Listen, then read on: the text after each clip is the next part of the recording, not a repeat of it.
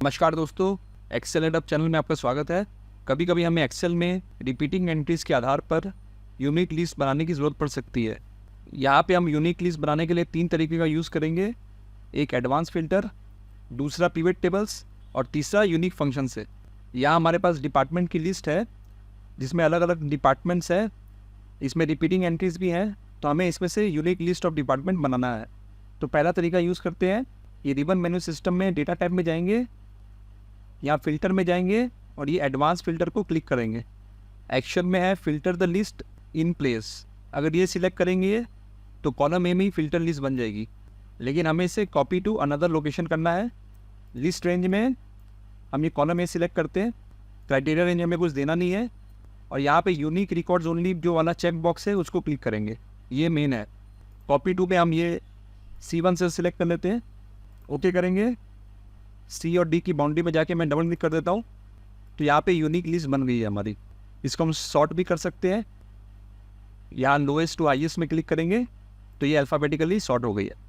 अब दूसरा तरीका है पिवट टेबल से। तो ये कॉलम ए में कोई भी सेल को सिलेक्ट कर लेंगे, इंसर्ट में जाएंगे, यहाँ पिवट टेबल में क्लिक करेंगे। ये पिवट टेबल का डायलॉग बॉक्स खुल गया है।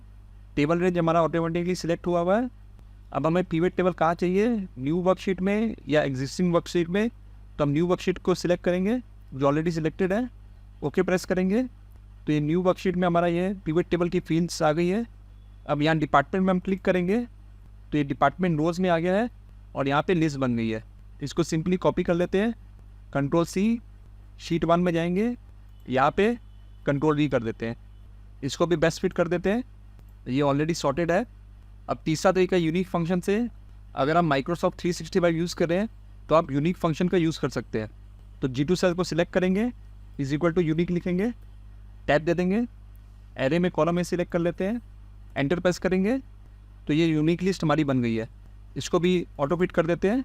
अब ये शेप को मैं थोड़ा नीचे शिफ्ट कर देता हूँ। अब यहाँ पे ये 0 आया है, डेटा के बाद में ब्लैंक सेल है इसलिए 0 आया है, और ये डायनेमिक एरे फंक्शन है इसलिए यहाँ साइड में ब्लू लाइन्स आई हुई हैं। तो आप इसको पूरा सिलेक्ट कर लीजिए, कोई भी एज में राइट माउस बटन क्लिक कीजिए, पूरा नीचे ड्रैग कीजिए, वापस ऊपर ड्रैग कीजिए। अब माउस बटन छोड़ेंगे, यहाँ पे copy here as values only पे क्लिक कर दीजिए। अब ये वैल्यूज़ में आ गया है, 0 को हम डिलीट कर देते हैं और इसको भी हम सॉर्ट कर देते हैं।